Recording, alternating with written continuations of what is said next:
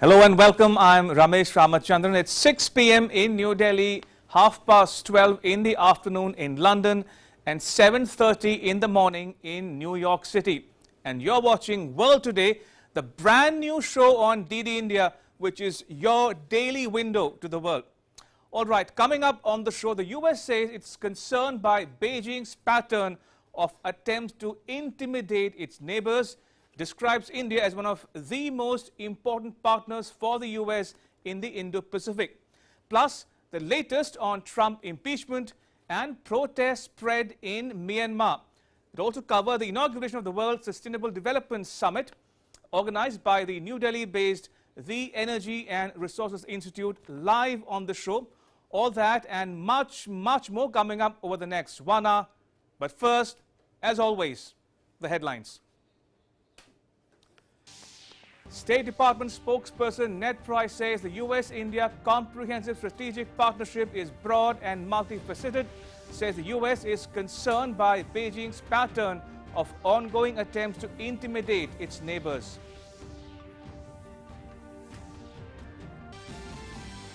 The US Senate vote says Trump impeachment trial is constitutional, presents a dramatic video of former President Donald Trump's 6th January speech and the violence by his supporters.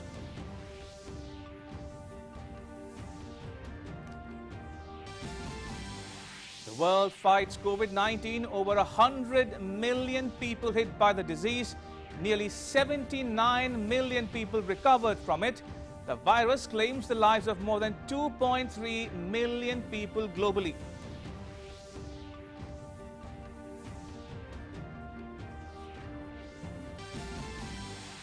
And Prime Minister of Greece announces a full lockdown in the capital Athens to curb the spread of the coronavirus. All non-essential shops and schools remain shut from 11th February until the end of the month.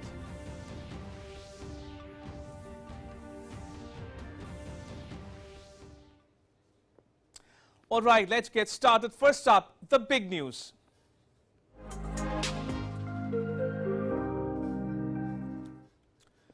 Now, the US State Department spokesperson Ned Price has said the US-India comprehensive global strategic partnership was broad-based and multifaceted.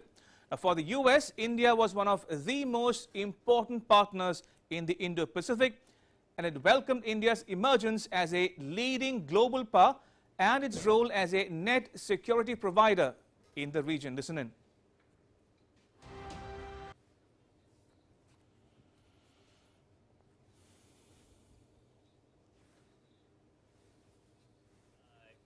Global strategic partnership is both broad as well as multifaceted. We'll continue to engage at the highest levels of our government to deepen cooperation on many fronts, and we are confident that the strong and upward trajectory of our partnership will in fact continue. India is one of the most important partners in the Indo-Pacific region to us.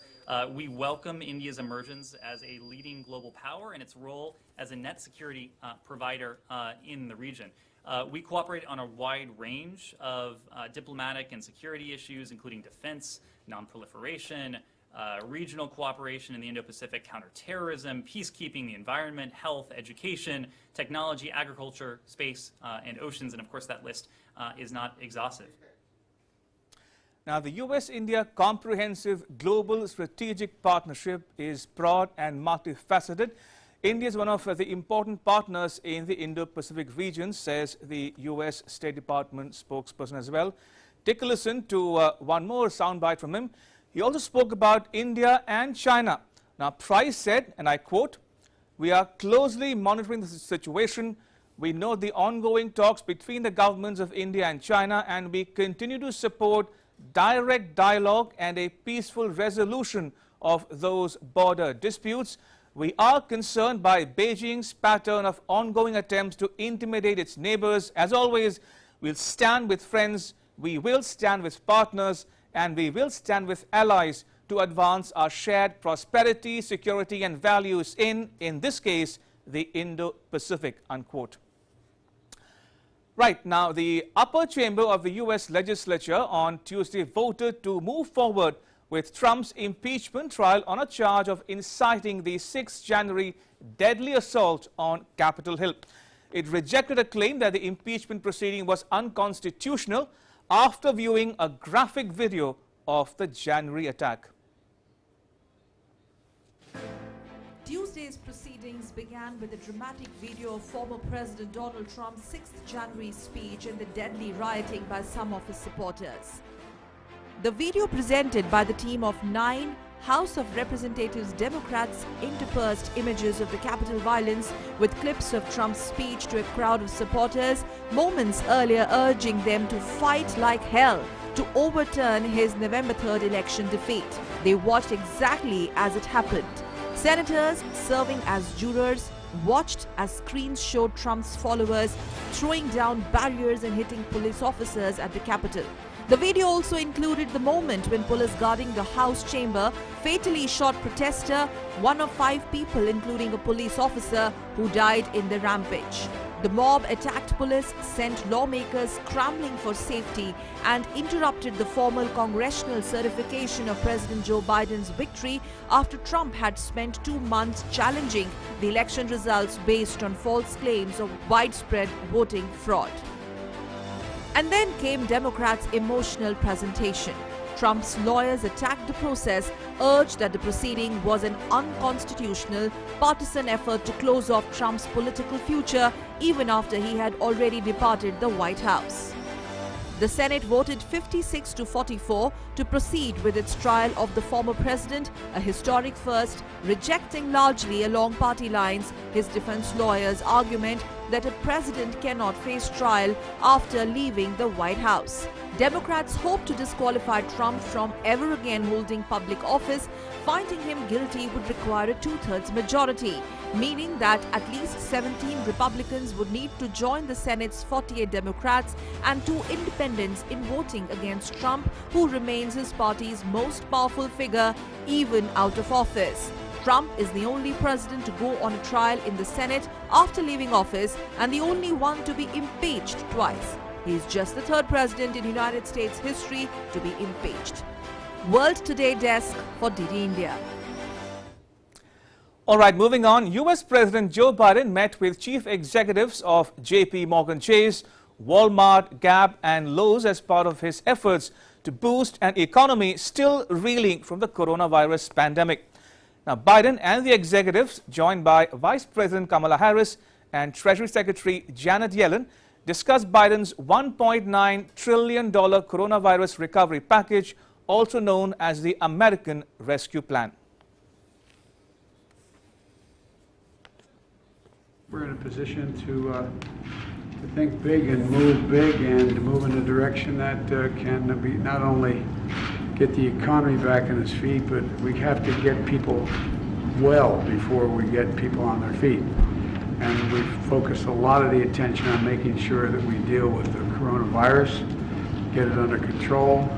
As you know, you've been through all the detail with me on what we're doing on the coronavirus and the funding mechanisms that exist within this package, as well as we have to deal at the same time with employment. We have to deal at the same time with business and the growth of the economy.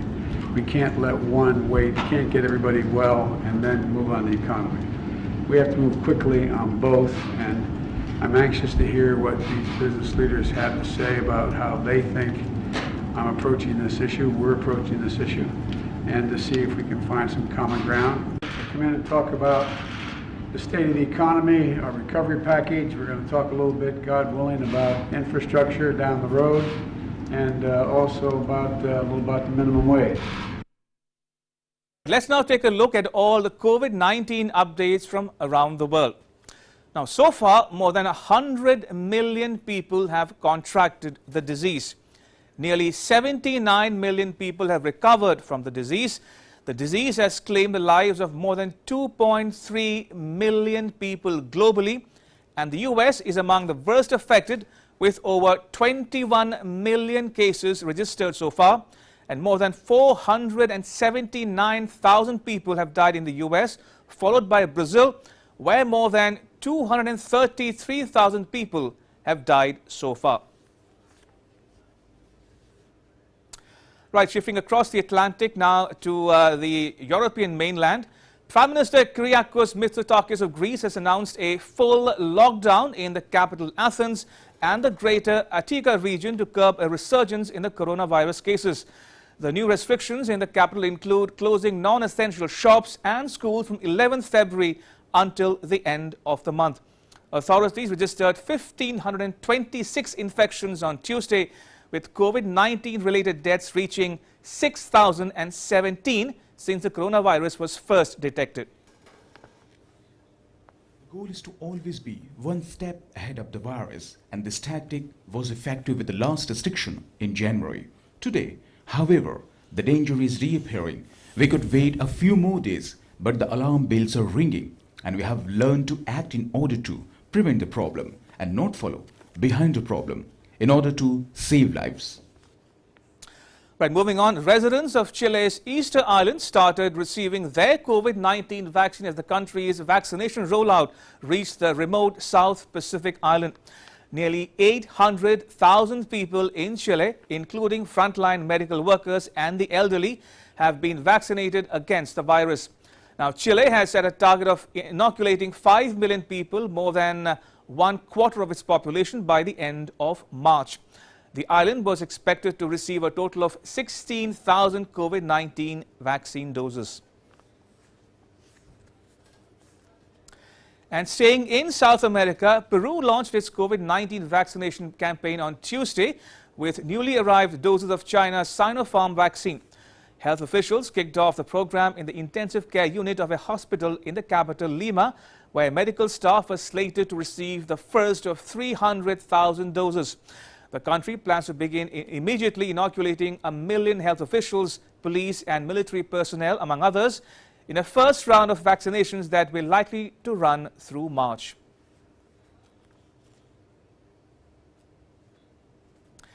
And Venezuela is set to receive the first 100,000 doses of Russia's Sputnik V coronavirus vaccine next week.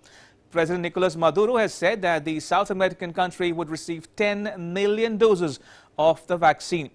An official with the Pan American Health Organization said last week that between 1.4 million and 2.4 million doses of the AstraZeneca vaccine had been reserved for Venezuela and could arrive by the end of February.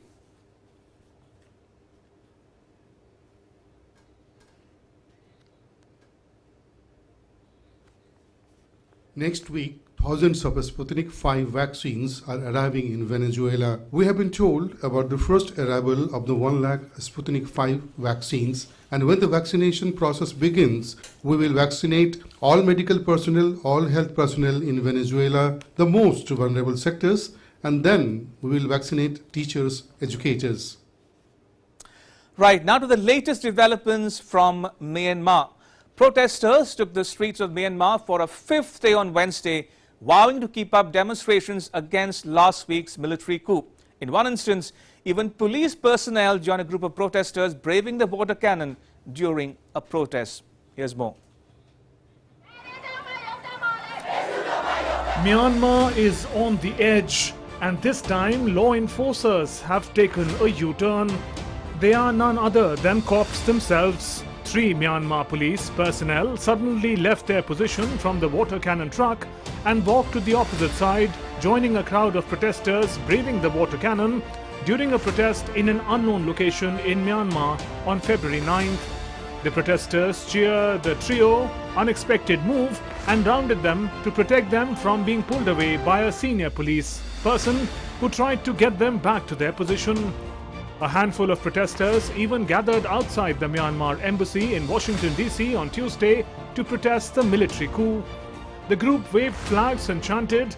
They approached the embassy and presented an embassy employee with letter calling on the staff of the embassy to resign and join the civil disobedience movement against the Myanmar military coup.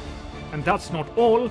A medical clinic in capital Naypyidaw city said they are forced to move out to a new place as people's growing concern against the military may bar injured protesters from seeking medical care.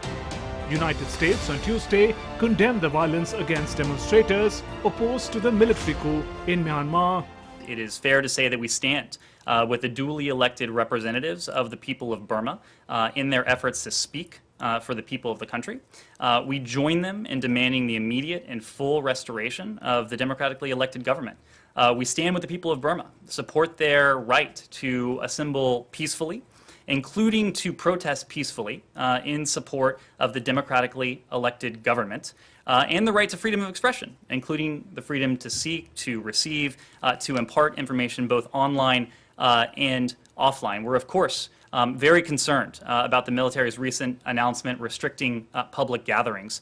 As I said before, we strongly support the right of all individuals in Burma and around the world to freedom of expression, association, peaceful assembly, including for the purposes of peaceful protest. Police and protesters clashed in Myanmar on Tuesday in the most violent day of demonstrations against February 1st coup, in which generals led by Army Chief Senior General Min Aung Hlaing overthrew elected leader Aung San Suu Kyi.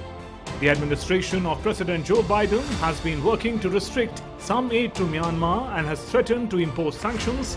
The protests are the largest in Myanmar in more than a decade, reviving memories of almost half a century of direct army rule and spasms of bloody uprisings until the military began relinquishing some power in 2011. World Today Desk, DD India. All right, shifting focus back to South America. In a recent plan to crack down on flood of illegal migrants, Chile has decided to expel more than 100 Colombian and Venezuelan migrants. The decision comes in the wake of the death of 2 migrants this month due to exposure after entering Chile from Bolivia.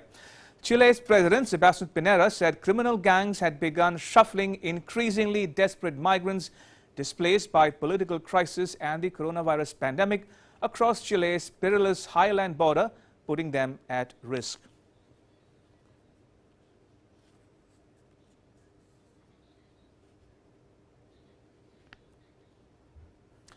All right, up next, speed news for a very quick wrap. In California, the authorities were able to contain around 600 gallons of mixture consisting of petroleum and water leaked on Tuesday from Richmond-based Chevron Corp's wharf, which is a 245-271 barrel per day refinery. As of now, an investigation has been launched into the case by the Bay Area Air Quality Management District. Apart from that, California State Assembly member Buffy Wicks also announced a plan to introduce a bill to increase fines and penalties in order to provide more effective deterrence. In Russia, many protesters allege police of using brutality to disperse the crowd. The Russian police have detained over 11,000 people in the past few days since the protests broke out in the country over Kremlin's critic Alexei Navalny's arrest and imprisonment. A preliminary report by the investigators at the Indonesia plane crash case has suggested that Sriwijaya airplane that crashed last month, killing 62 people, had an imbalance in engine thrust that eventually led the plane into a sharp roll and then a final dive into the sea.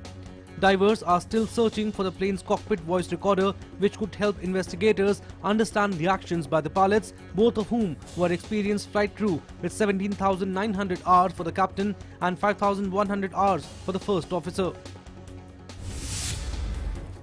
In New Zealand, Maori Party co-leader Raviri Waititi was allowed to speak in Parliament today after being ejected from Parliament on Tuesday after he refused to wear a necktie. The Member of Parliament was allowed to speak without a necktie despite previous warnings that he would not be able to enter the chamber. Waititi had earlier referred to a necktie as a colonial noose. The current New Zealand Parliament is the most inclusive ever elected in the country. Nearly half of the 120 seats in Parliament are held by women and it has a 21% Maori representation. Rescue efforts continued in the affected Chamoli district of Uttarakhand. So far, 32 bodies have been recovered in the region, while over 170 people are still missing. Amid this, the security agencies are also delivering essential supplies to the cut-off villages using air support. The agencies involved in the project face an uphill task of removing the debris from the tunnel and rescue survivors. World Today Desk, DD India. All right, time now for the Beyond Headline segment, in which we showcase offbeat, funny and odd news stories from around the world. Take a listen.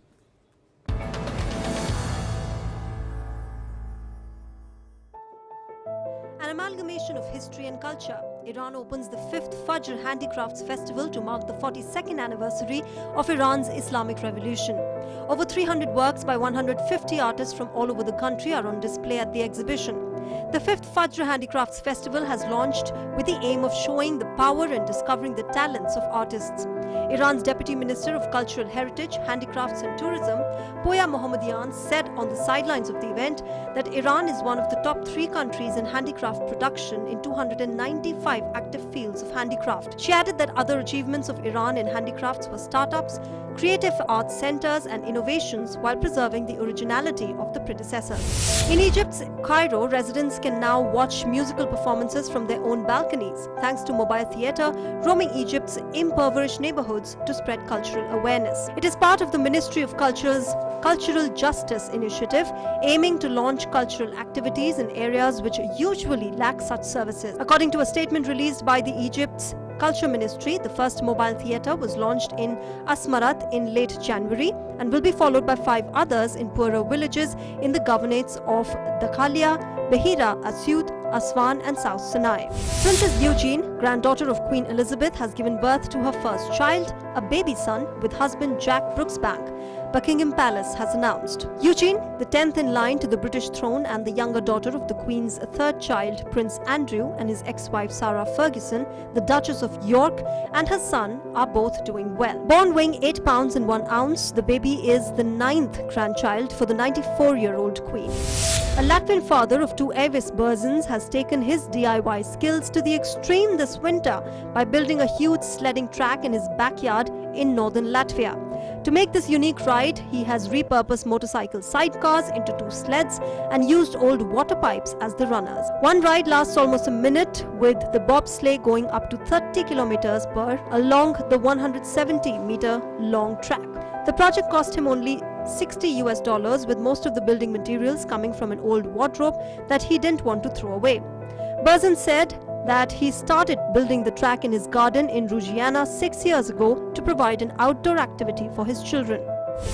In Vietnam, the residents of Sapa town and its visitors can now see beautiful snowfall atop Phan Xipang Mountain in Lao Siao province. The phenomena of snow covering Phan Xipang Mountain was recorded in this place for the 2nd consecutive day. At some places, the snow is more than half a meter thick. According to many locals, this was the first time they've seen such heavy snowfall. Combination of snow and sunshine brought cheer to Dutch walkers forgetting COVID-19 lockdown in the picturesque village of Zandse Shan. Blizzards caused disruption to traffic over the weekend and led the authorities to call on motorists to stay home, but the conditions also raised hopes of ice skating on frozen canals in the coming days if temperatures remain low. The area dotted with 17th century windmills and crisscrossed with waterways and the blue skies brought locals out of their houses for a stroll. The sub-zero temperatures in the United Kingdom did not concern the daily park goers and travel enthusiasts who decided to spend some time in the cold, either admiring the frozen mountains on Trafalgar Square or sledging through snow in one of the capital's main public parks. The UK experienced its lowest temperatures for a decade, making it the coldest temperature recorded anywhere in the UK since December 2010. When Judge Roy Ferguson opened up virtual proceedings on the 39th Judicial District Court in Texas on Zoom on Tuesday, he was not expecting to see 2 lawyers and a kitten. The cute blue-eyed cat in the bottom right corner was actually County Attorney Rod Ponton, covered by a filter. As the video went viral on social media, Ferguson took to Twitter asking people to check their settings before attending a Zoom call. Judge Ferguson called it a fun moment, but later helped Ponton remove the filter and the hearing proceeded. PepsiCo Inc. has decided to change the name of its pancake mix and syrup products to Pearl Milling Company. The company dropped the Aunt Jemima brand logo last year, acknowledging its roots in a racial stereotype. The more than 130-year-old brand logo, which featured an African-American woman named after a character in a 19th century minstrel show, came under fire amid a national debate over racism and racial inequality in the United States. PepsiCo said in the coming weeks, Pearl Milling Company will announce details of a $1 million commitment to support black girls and women. Can dogs detect COVID-19 just by sniffing? It can happen, as the Indian Army is training dogs to detect COVID-19 cases in its ranks after smelling human sweat and urine. Breeds such as Cocker Spaniels and Labradors are being trained to sniff out the odor that comes from cells in infected people at a training facility in capital city in New Delhi. At least 8 dogs are being trained to be deployed at the transit camp in northern India. World Today Desk, DD India.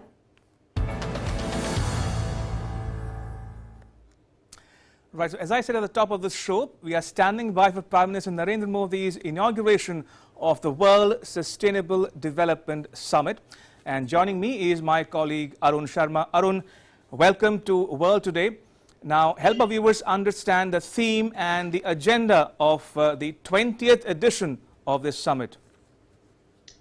Good evening, Ramesh. Well, indeed, it's an important day primarily as far as environment is concerned, where Prime Minister Narendra Modi is going to inaugurate the World Sustainable Development Summit. Well, the theme of this summit primarily is redefining our, a common future, secure and safe environment. So that's what the theme all about. So what is the vision of Prime Minister Narendra Modi as far as the post-COVID world, as far as the environmental aspect is concerned? What is the vision of Prime Minister Narendra Modi as far as this entire new decade is concerned? Because this is the first address on environmental issue in this first, or in this new decade primarily of Prime Minister Narendra Modi. And, President of Guyana, Prime Minister of Papua New Guinea, the Deputy Secretary General of United Nations, and various other global leaders, business personalities, business tycoons, and of course academicians and the youngsters primarily will be joining this international summit. Now, this summit is going to be held from today, that means 10th of February, until the 12th of February.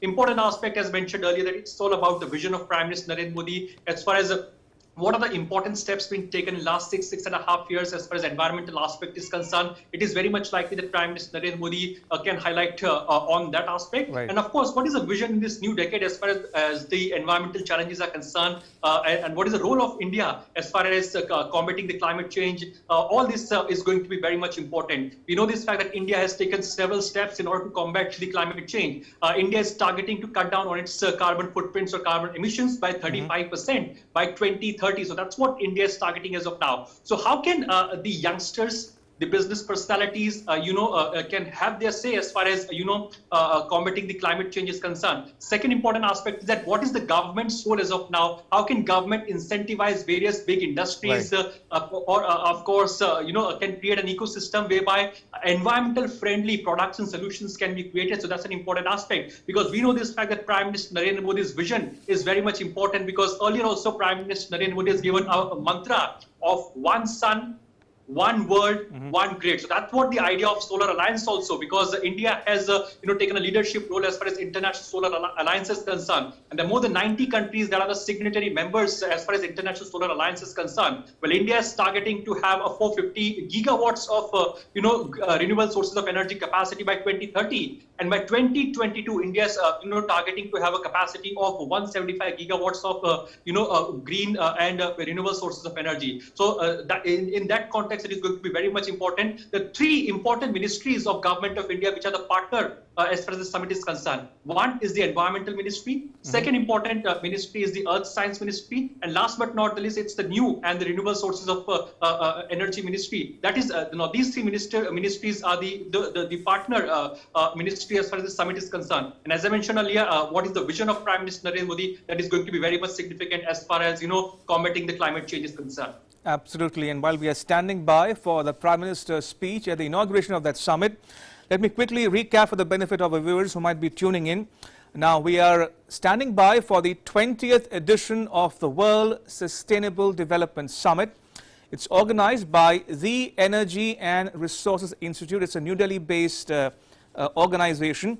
And as my colleague Arun was mentioning, a number of foreign leaders are expected to participate in this three-day event, including the leaders from Guyana, Papua New Guinea, Maldives, and even the United Nations Secretary General, Deputy Secretary General, Ms. Amina J. Mohammed, and also leaders from India as well.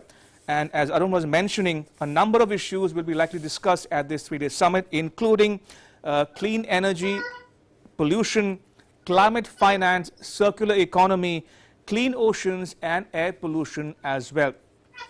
Right, coming back to you again, Arun, help our viewers understand India's track record on climate change. You spoke about the ISA, the Solar Alliance campaign, but what else has India done in the last 6 odd years in particular for the world to take up and take notice of India's efforts in this regard? That's right, Ramesh. Now, recently, when we talk about the union budget, in budget only, it was announced by the National Hydrogen Mission has been announced. Earlier, Prime Minister Narendra Modi also announced this fact that soon the country will be having the National Hydrogen Mission. And India, in this union budget, has announced the roadmap and, of course, about the mission of the National Hydrogen Mission, which will play a significant role as far as cutting down on the carbon emissions part. Right. Number two, India is targeting, as far as cutting down on the carbon emissions by 30 to 35% by 2030. So that's an important and significant target as far as India is concerned. Third important aspect, India is cutting down on carbon emissions or CO2 by 38 lakh tons by the initiatives like Ujala because of the LED lights that's been distributed or that's in place because of Ujala initiative. Because of the LED lights, now India is in a position to cut down the CO2 or the carbon emissions by 38 lakh tons. That's a big milestone. Fourth important aspect is that under Ujjwala Yojana by the government of India, we have seen that how 8 crore households were given the LPG gas connection. So that has played an important role as far as providing a smoke-free atmosphere for the households of our country. So that has also played an important role in cutting down on carbon emissions. And last but not the least, we should not forget the fact that how India is, taking a leadership role. Right, Arun, hold your thoughts. Let's cut live to the event now.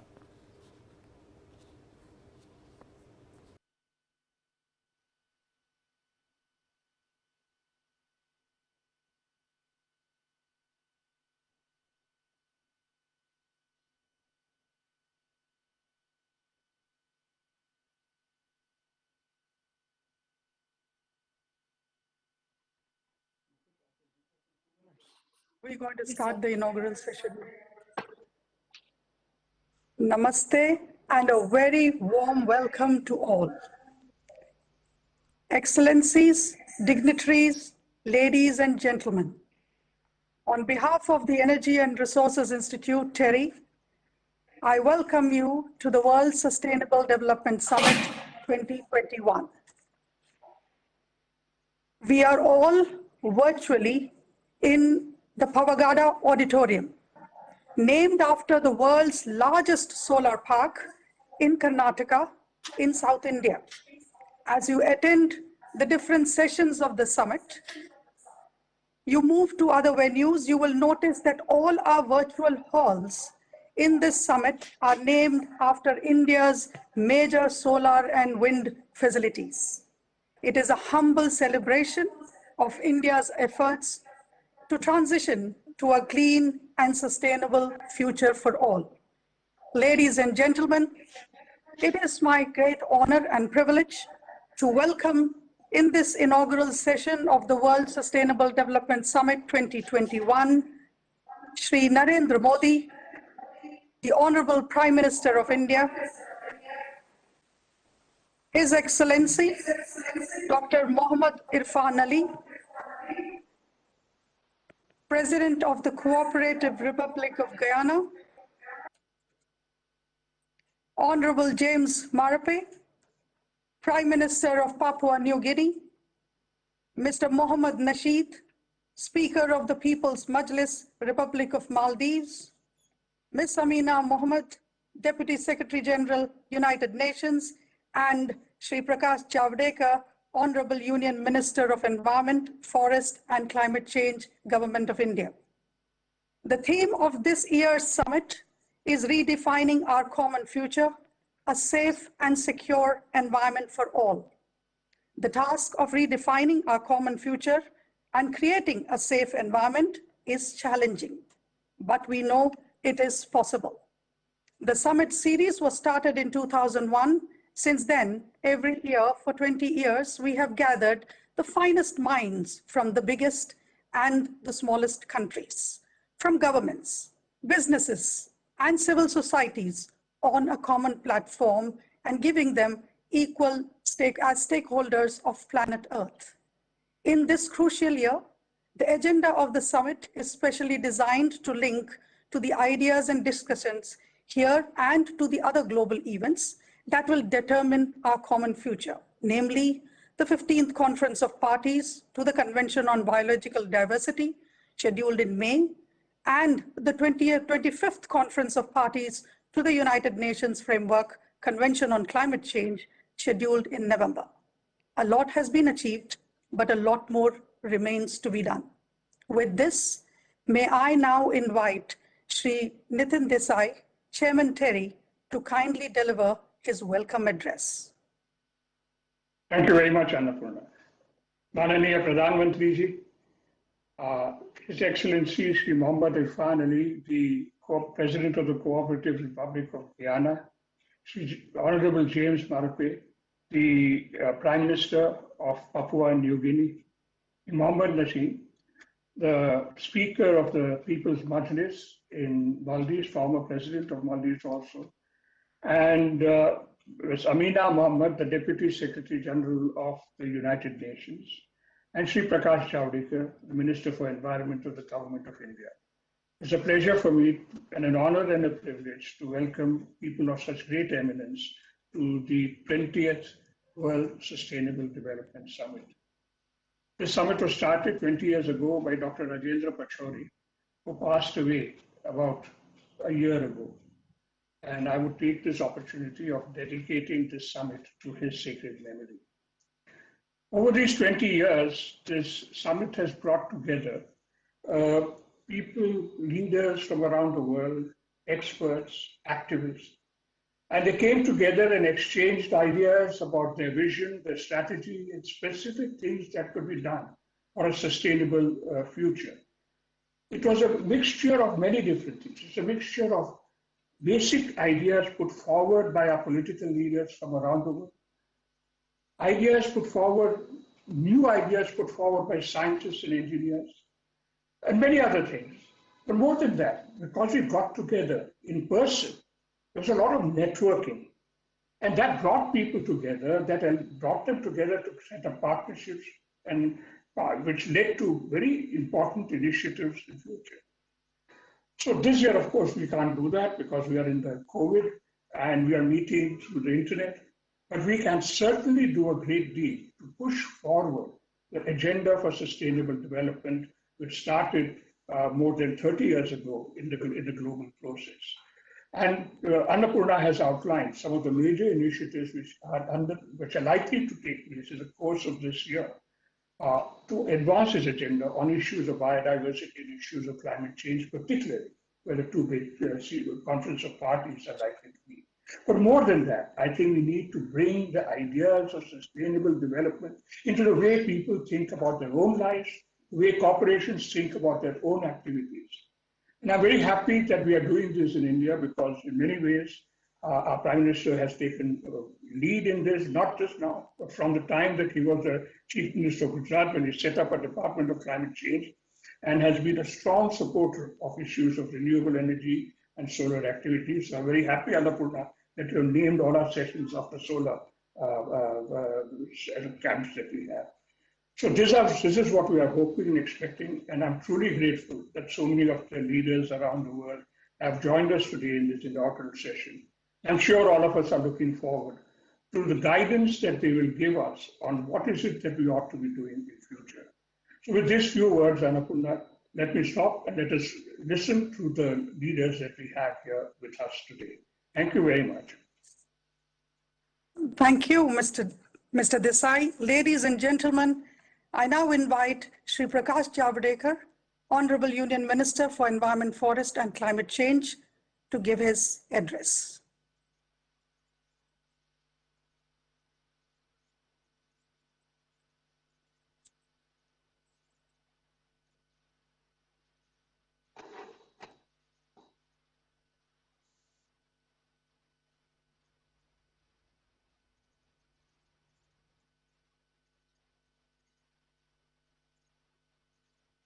Honorable Minister.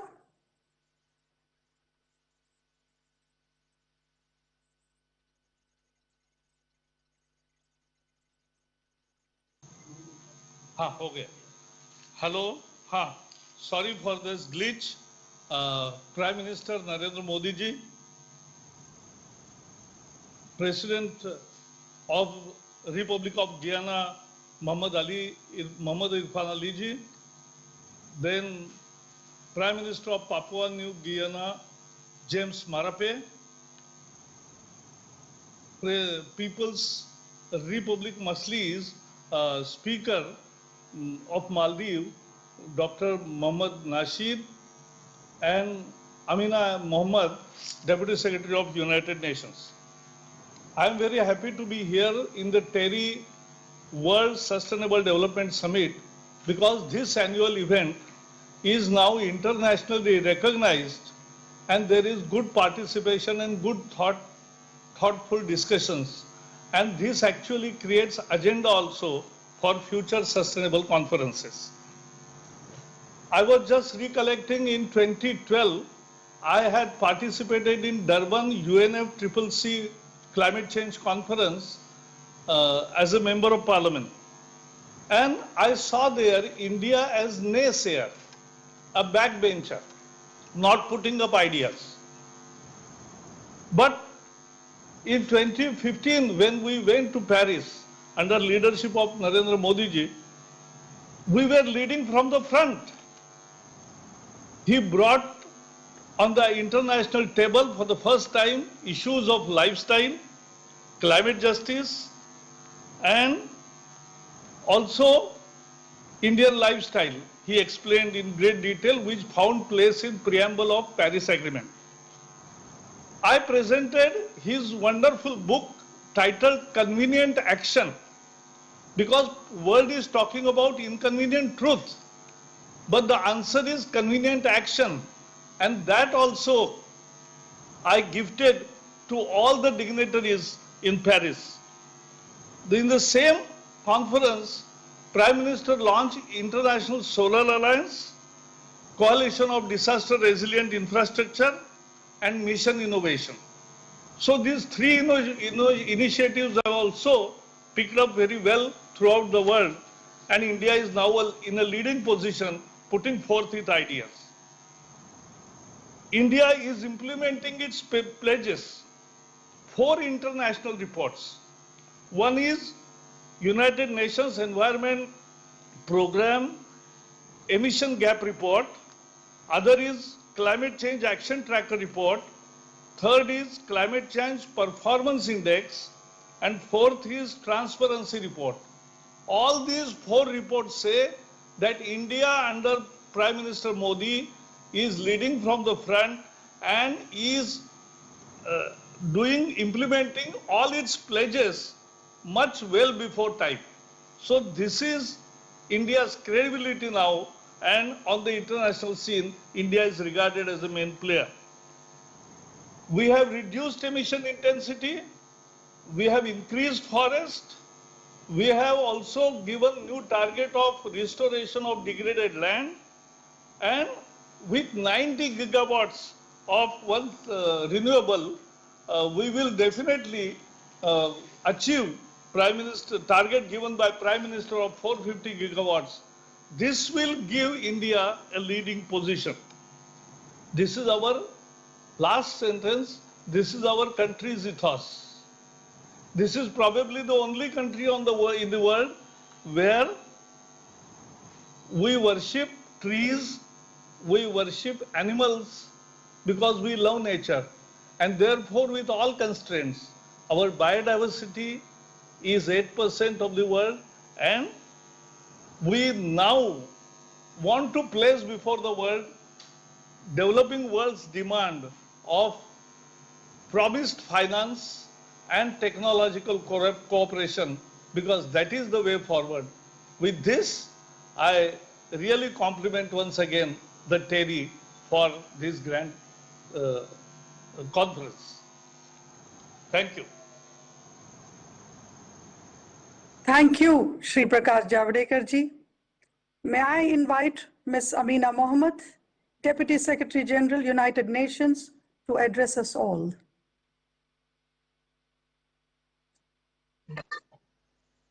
Thank you very much. Your Excellency, Prime Minister Modi, Your Excellency, the President of the Cooperative Republic of Guyana, Your Excellency, the Prime Minister of Papua New Guinea, Excellencies, ladies and gentlemen, distinguished delegates. Following the tragic flash flood in Uttarakhand on Sunday, I first wish to express my sincere condolences to the government of the families and victims and people of India. Climate change is destabilizing our world, and the consequences are often terrifying. And my heart goes out to the people of Uttarakhand. We are reminded then of our global imperative to make peace with nature. And so I'm honored to join you all at the World Sustainable Development Summit. Over the years, this event has addressed the most pressing global challenges of our time, calling for collaborative partnerships across and between countries, states, and sectors to redefine our common future. We are at a uniquely challenging moment. We face a global pandemic with less than a decade left to achieve the Sustainable Development Goals. And science tells us that we must cut greenhouse gas emissions by 45% by 2030 and reach net zero by 2050. Last year, we saw more than 100 nations commit to net zero emissions by 2050, or in the case of China, before 2060. This momentum is significant. More than 70% of the world economy and 65% of global carbon dioxide emissions are now committed to net zero. But this is not enough. The Global Coalition for Net Zero emissions needs to grow to cover the entire G20 countries and more than 90% of the emissions. This is one of the central objectives of the Secretary General and the United Nations this year. At the same time, all commitments to net zero must be underpinned by credible plans with intermediate targets to achieving a just transition. The major emitters in the G20 must lead the way. If consistent with the Paris Agreement goals, their combined short-term actions will bend the temperature curve and open enormous windows of opportunity that we need to achieve the SDGs. This is a mighty task, and I know that India will do its fair share. India is currently the only G20 country that will overachieve the objectives of its nationally determined contributions.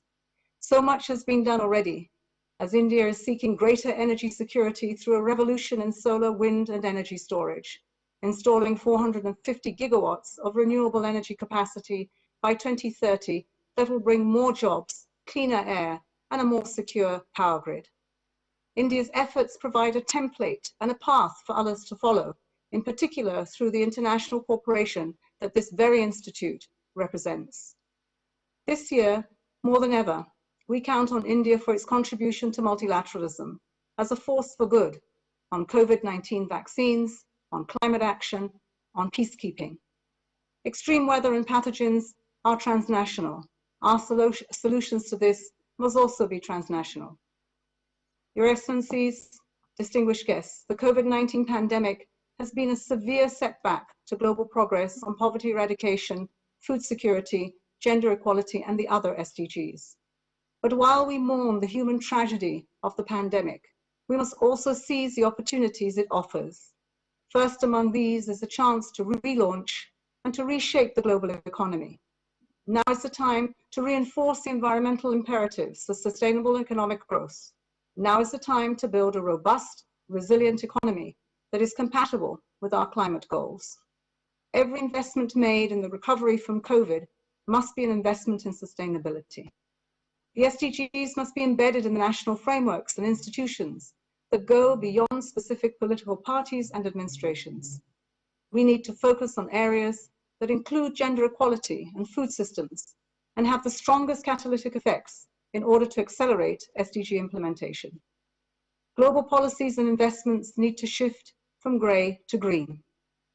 We must end fossil fuel subsidies and make societies, corporations, and communities more resilient to climate shocks. When we see some incremental steps towards sustainable business models, they're still very far from the scope of the scale that is required. We need national governments, regions, cities, businesses, and a civil society to work together towards a common goal of a more just, sustainable, and prosperous world. Your Excellencies, distinguished guests, India has been an active, influential player on climate change from the very beginning. Even before the Paris Agreement, India was acting thoughtfully and strategically on its energy, environment, and development priorities.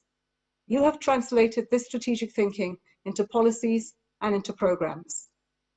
Prime Minister Modi stood resolutely with the Paris Agreement, launching 2 major environmental initiatives in the time since: the Coalition for Disaster Resilient Infrastructure and the International Solar Alliance.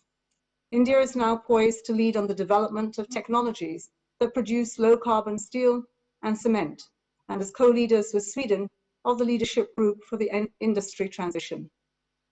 I look forward to seeing the path that you will chart to get to net zero emissions and a climate-resilient economy by mid-century. These efforts have not just national, but regional and global impact. I am confident that India can lead the way.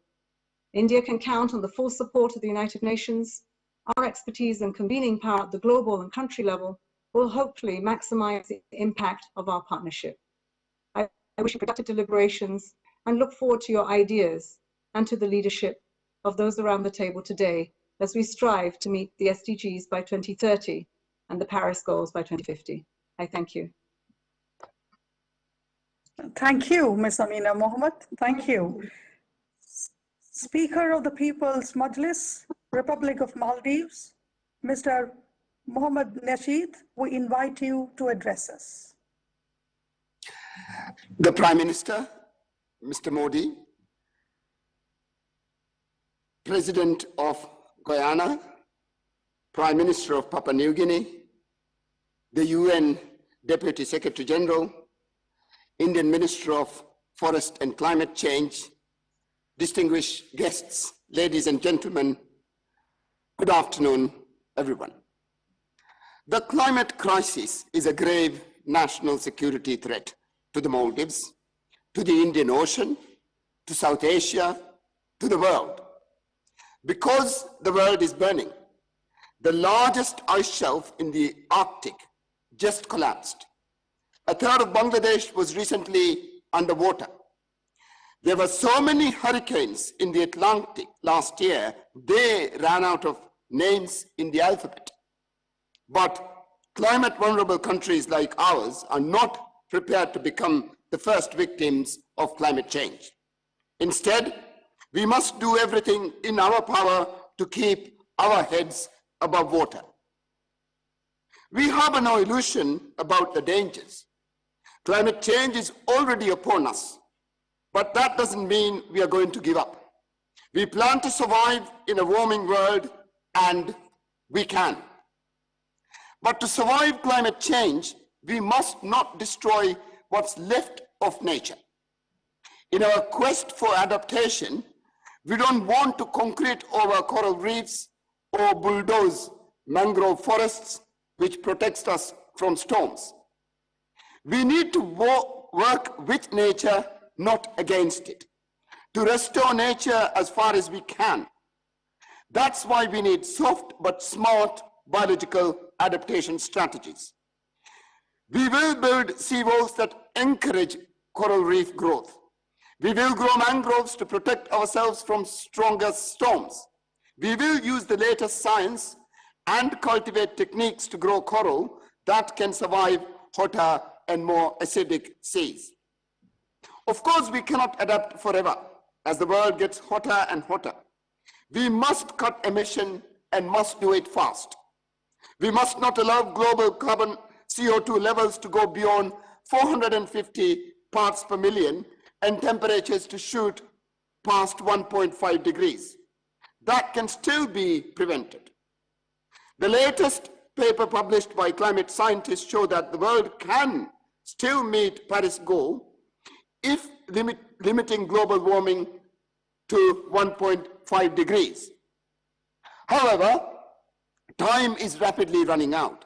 At current emission rate, there are only 11 years and 9 months remaining on the climate clock before all the budget for 1.5 degrees outcome is used. But there is hope. The big emitters, in particular, Europe, the United States, and Japan have presented zero carbon targets and dates. South Africa, South Korea, and Canada have also recently announced net zero targets. In total, 127 countries responsible for 63% of emissions are considering or have adopted net zero targets. Now, India, Prime Minister. In December, the Honorable Prime Minister announced an eye-catching target. India will install, it said, 450 gigawatts of renewable energy capacity by 2030. The minister just explained that they have already done 90 gigawatts. This is an extraordinary, ambitious goal, which shows incredible leadership by the Indian leadership, by the Prime Minister.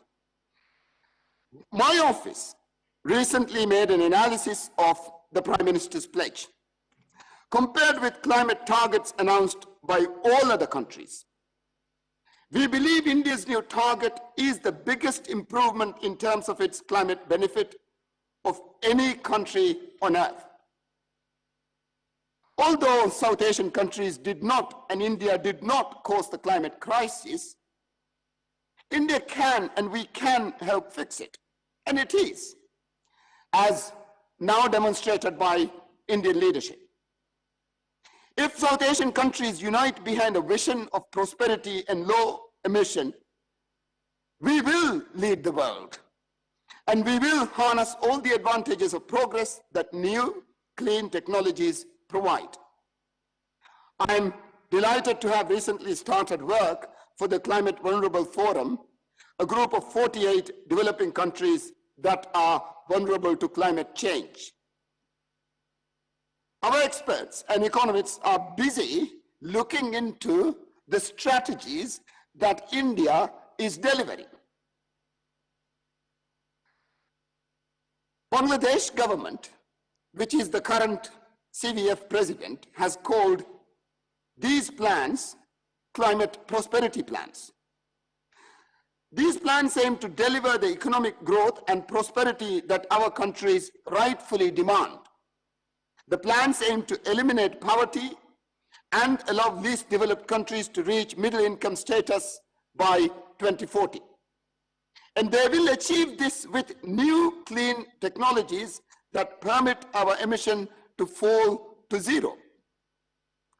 Instead of clamoring for old colonial machinery of the 19th century, South Asia stands poised to embrace the new technology of the 21st century. Technologies that will help us become rich. Because we don't want eco-austerity, we want eco-prosperity. We in South Asia may be climate vulnerable, but we are not victims. We want to become leaders. This, instead of, I won't cut emission because you haven't, we see now India saying, and with it South Asian countries, I will adopt new technologies because you will. Instead of the blame game, we have the aim game. So let's aim for high ambition, zero carbon, 1.5 degrees, and save the planet. I thank again Prime Minister Modi for taking the leadership in providing strategies that will deliver a safer and a more prosperous future for all of us. If we want to be the leaders of tomorrow, we have to embrace the new technology. We can't be burdened with the obsolete technologies of the colonial era. And thank you, India. Before I end, Prime Minister, I would like to thank you on behalf of the people of the Maldives and everyone for providing us with the COVID vaccine. We are rapidly vaccinating everyone, Prime Minister, and we hope to get everyone vaccinated in 2 months. Thank you. Thank you very much, sir. May I request His Excellency, Dr. Mohammad Irfan Ali, President of the Cooperative Republic of Guyana, for his address. Your Excellency, Sri Narendra Modi, Prime Minister of India, Excellency, Prime Minister of Papua New Guinea, Mr. Mohammed Nasheed, former President of the Maldives, Ms. Amina Mohammed, Deputy Secretary General of the United Nations, Mr. Prakash Javadekar, Minister of Environment, Forests and Climate Change of India, Mr. Nitin Desi, Chairman of TERI, Dr. Ajay Mathur, Director General of TERI, distinguished invitees, ladies and gentlemen. I am pleased to be able to join with you today at this inaugural ceremony of the 20th edition of the World Sustainable Development Summit under the theme, Redefining Our Common Future, Safe and Secure Environment for All. At the outset, allow me to commend the Energy and Resource Institute, TERI, for sustaining this initiative in which the government of Guyana has been participating since 2011. This forum has allowed for Guyana to strengthen its relationship with TERI and the government and people of India. The last occasion Guyana addressed this forum, our then president, Dr. Bharat Jagdev, noted that, and I quote, "The time has come for societies to utilize available technology and innovation to use less and achieve more, while at the same time pursuing incentives to align profit with sustainable practices." That message is even more relevant today as we confront the challenges of recovery from the COVID-19 pandemic and we continue to confront global poverty and climate change. Indeed, the time has come for us to redefine our common future, to reaffirm our common values, to address the extant global challenges we face, and to work together to create a better future for our people and planet. Guyana remains committed to its obligation under the Rio Conventions and the Paris Agreement. Over the years, we have demonstrated this commitment in our efforts towards protecting the environment, conserving biodiversity, tackling climate change, and moving the country towards a sustainable development path through our low-carbon development strategy. We've been able to protect and maintain forests in an effort to reduce global carbon emissions, while deriving payments for forest climate services, which our forests provide to the world. The revenues earned from these services have been invested to enhance growth and promote sustained livelihoods along a low-carbon trajectory without impairing national development. I believe that if we are to turn the tide in the fight against climate change, there must be a recommitment to achieve the targets identified by the Intergovernmental Panel on Climate Change and to limit the rise in global temperature to well below 2 degrees Celsius. All nations, therefore, must accelerate change towards low-carbon development pathways. Technology remains critical to this objective. Many of the technological solutions necessary to increase efficiency and productivity and to reduce our environmental and carbon footprint are already available to us. What is required is greater political will to share and to upscale the development and use of these technologies. In this regard, there is a critical role not only for governments, but the private sector and organizations such as TERI to help to facilitate technology transfer and uptake. I would like to take this opportunity to commend Prime Minister Modi and the government of India for the many initiatives being undertaken and led by India, in particular the International Solar Alliance. And I'm pleased to announce that my government has re-engaged TERI to provide technology support in several areas, including renewable energy and key productive sectors, including agriculture. These opportunities need to be upscaled if we are to respond with the urgency and boldness required to address climate change, sustain livelihoods, and protect the environment. COVID-19 has shown us that applying innovative and refashioning our approach is not as difficult as it may seem, providing there is a political will at a national and international level.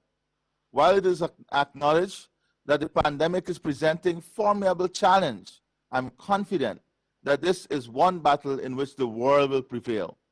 And this should inspire us to overcome the challenges of creating a better life for our people and planet. So in the coming days, as this important meeting deliberates on the question of redefining our common future, let us also recommit to working together to secure that future. The Paris Agreement has managed to bring us all to the table, developed and developing countries, north, south, east, and west. While our circumstances are not all the same, we aspire to a shared future in our common home, the planet. Let us commit to working aggressively to secure the future. The twin challenge of the global pandemic and natural disasters has already reversed, in many ways, the gains of the developing world in achieving the Sustainable Development Goals. India, again, has provided good global leadership in addressing these issues. For us to achieve the targets of climate change, we need strong leadership, commitment to multilateralism, and mobilization of resources championed by responsible leadership. India has demonstrated it is committed to such leadership, and Guyana welcomed this commitment. On a personal note, and that of the Caribbean community, CARICOM, I would also like to express our gratitude to Prime Minister Modi and the people of India for sharing with our region also 500,000 vaccines, even as you are battling your own circumstances. It is this type of leadership that will bring our world closer together. I thank you sincerely. Thank you very much. Thank you, Excellency. Ladies and gentlemen, I now invite you to join me in inviting the Honorable Prime Minister of India, Shri Narendra Modi, to deliver the World Sustainable Development Summit inaugural address.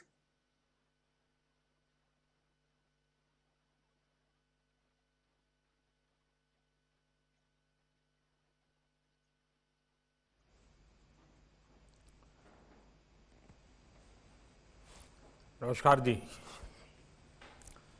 Excellency Dr. Mohammad Irfan Ali, President of the Cooperative Republic of Guyana, Excellency Honorable James Marpe, Prime Minister of Papua New Guinea, Excellency my friend Mohammad Nasheed, Speaker of the People's Majlis, Republic of Maldives, Excellency Ms. Amina J. Mohammed, Deputy Secretary General, United Nations, Sri Prakash Javadekar, Minister of Environment, Forest and Climate Change, Government of India, distinguished guests, Namaste. I am happy to be speaking at the World Sustainable Development Summit. This forum completes 20 years. My congratulations to Terry for sustaining this momentum. Global platforms like this are important for our present and our future. Friends, two things will define how the progress journey of humanity will unfold in the times to come. First is the health of our people. Second, the health of our planet. Both are interlinked. There are already many ongoing discussions on improving people's health. We have gathered here to talk about the health of the planet. The scale of the challenge we face is widely known, but conventional approaches cannot solve the problem we face. The need of the hour is to think out of the box, invest in our youngsters, and work towards sustainable development. Friends, the road to fighting climate change is through climate justice. At the root of climate justice is the principle of being large-hearted. Climate justice is also about thinking of the bigger and long-term picture. The sad reality is changes in the environment and natural disasters impact the poor the most. Climate justice is inspired by a vision of trusteeship, where growth comes with greater compassion to the poorest. Climate justice also means giving the developing countries enough space to grow. When each and every one of us understands our individual and collective duties, climate justice will be achieved. Friends, India's intent is supported by concrete action, powered by spirited public efforts. We are on track to exceed our commitments and targets from Paris.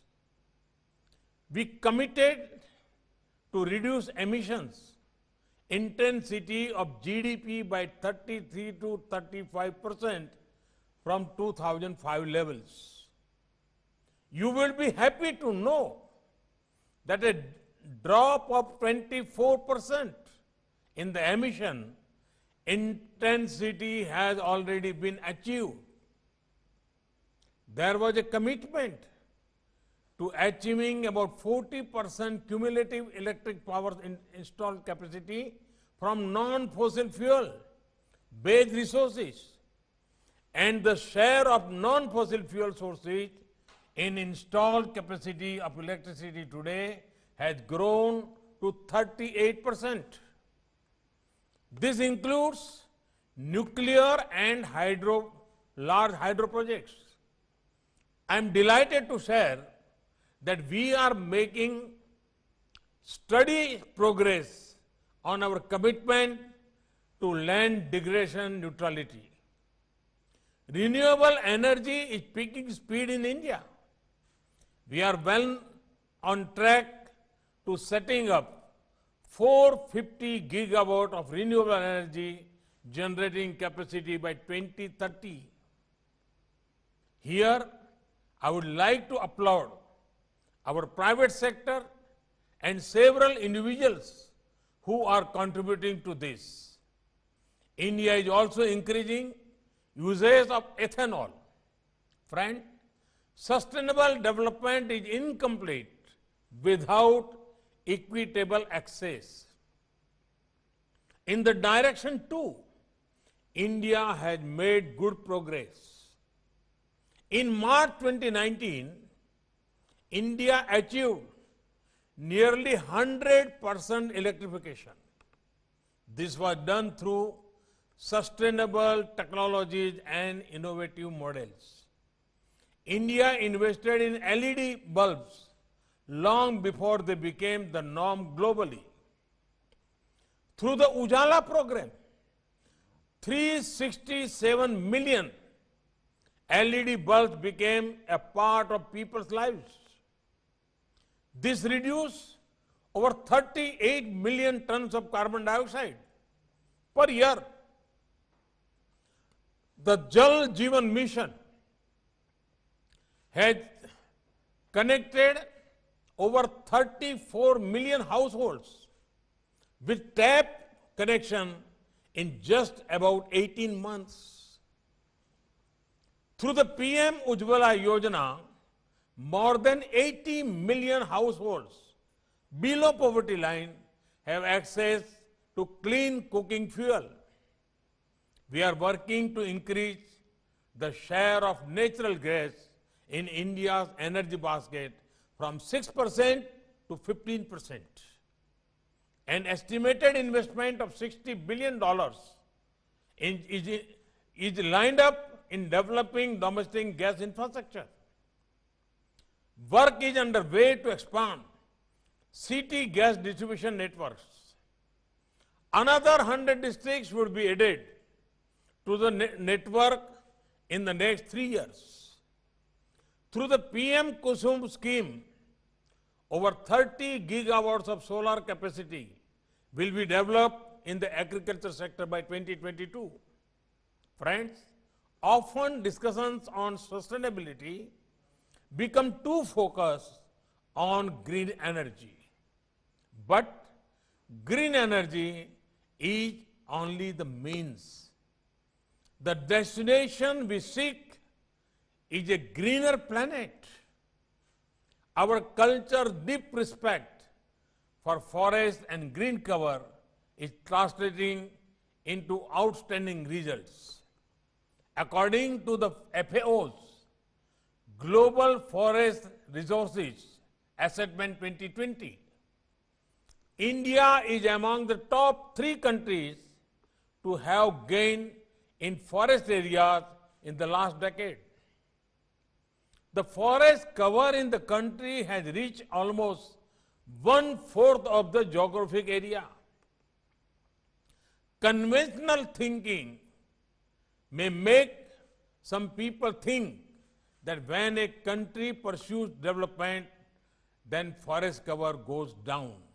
But India is one of the countries showing this need not be the case. Our mission to achieve sustainable development also includes special attention towards animal protection. Across India, people feel proud that over the last 5 to 7 years, the population of lions, tigers, leopards, and Gangetic river dolphin has grown up. Friends, the gathering brings together the best and brightest minds working on sustainable development. I would like to draw attention to 2 aspects: togetherness and innovation. Sustainable development will only be achieved by collective efforts. When every individual thinks of national good, when every nation thinks of global good, that is when sustainable development will become a reality. India has made an effort in this direction through the International Solar Alliance. Let us always keep our minds and nations open to best practices from all over. In the same spirit, let us always share our own best practices with others. The second is innovation. There are many startups working on renewable energy, environment-friendly technology, and more. As policymakers, we should support as many of these efforts. The energy of our youth will certainly lead to outstanding results. Friends, through this forum, I would also like to mention one more area which needs thought. That is the enhancing our disaster management capabilities. This requires focus on human resources development and technology. As part of the Coalition for Disaster Resilient Infrastructure, we are working in this direction. Friends, India is ready to do whatever possible to further sustainable development. Our human-centric approach could be a force multiplier for global good. The support of research of institutions like TERI are important in these efforts. I wish this summit and you all the very best. Thank you. Thank you very much.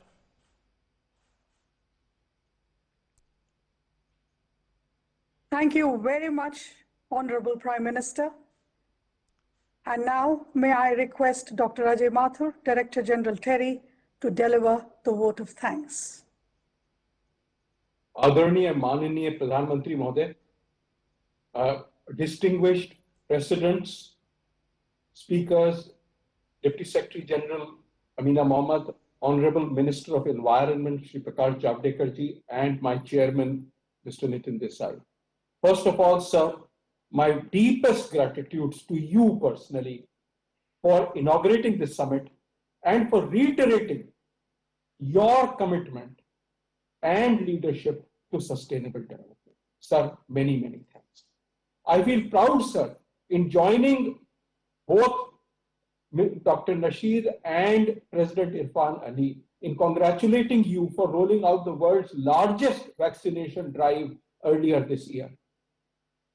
Sir, under your leadership, India is not only the largest manufacturer of vaccines, but has also undertaken the humanitarian task of donating large doses of vaccines to other countries. This reflects, sir, what you said. Concrete action is more important. It is this which shows our large-heartedness. Sir, it is an honor and privilege to have you to inaugurate the 20th edition of the World Sustainable Development Summit. Sir, this year, of course, as has been noted, we are carrying out this summit through virtual means. But our goal remains that we need to get people together. We need to learn from each other's lessons. Sir, we also need to develop new and innovative partnerships. That, I think, helps us get together. Sir, we are absolutely delighted that under your leadership, things like the International Solar Alliance and the Coalition for Disaster Resilient Infrastructure have taken off. They are central to us moving forward as the world. We are honored, sir, to have with us also a power-packed set of speakers. I would like to thank His Excellency Dr. Muhammad Irfan Ali, President of the Cooperative Republic of Guyana, for gracing the occasion. Sir, we have a strong partnership with shared cultural roots and now with technological sharing as well. Your Guyana's low carbon development strategy guides your action and has been critical in combating climate change. Dr. Nasheed, I don't know how to thank you. You have been a global leader through ventures such as the Climate Vulnerable Forum and the Climate Smart Resilient Islands. You and Maldives have led on behalf of all the small island states and set a pioneering example of how to adapt to climate change. It is, as you said, we lead. We are not victims. I want to thank Ms. Amina Mohammed, the Deputy Secretary General of the United Nations, for her thoughtful and invigorating remarks. You know, your collective leadership, our collective abilities, all of us together, our collective promise is what will move us ahead. I am extremely grateful for your thoughtful words. To Prakash Javadekar ji, my deepest thanks. He has been a source of great guidance and inspiration to us. And I would like to take this opportunity to congratulate you, Honorable Minister, on the actions that you have taken to combat air pollution in Delhi and neighboring states, and your initiative in developing 200 urban forests across the country. This is much needed. We continue to help and support you in any which way on climate, on air quality, on any other issues that are of importance to the government. I would like to thank various other government ministries, particularly the Ministry of New and Renewable Energy, obviously the Ministry of Environment, Forests and Climate Change, but also the Ministry of New and Renewable Energy and the Ministry of Earth Sciences, who are our key partners in this summit. Also, many thanks to a host of partner organizations, Tata Clean Tech, Shakti Sustainable Energy, the World Bank, Bloomberg Philanthropies, also bilateral countries like the European Union and US. I'm extremely grateful to the UK, who are the hosts of the next climate summit, for partnering with us, for being the country partner for this summit and for taking ahead the ideas that we bring here to the summit later this year. Finally, many thanks to the TERI Governing Council, including the leadership of Mr. Nitin Desai and all my colleagues in TERI who have helped make this summit and provided the material that goes into it.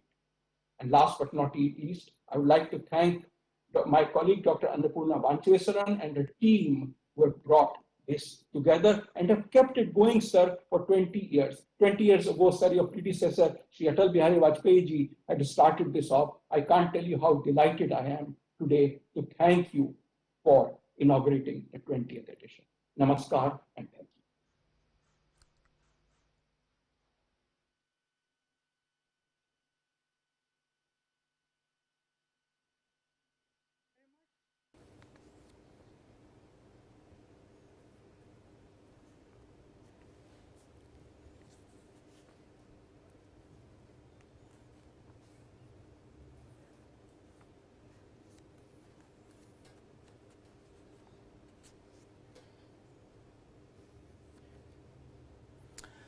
Right, so you're watching the live proceedings of the 20th edition, inauguration of the 20th edition of the World Sustainable Development Summit by Prime Minister Narendra Modi.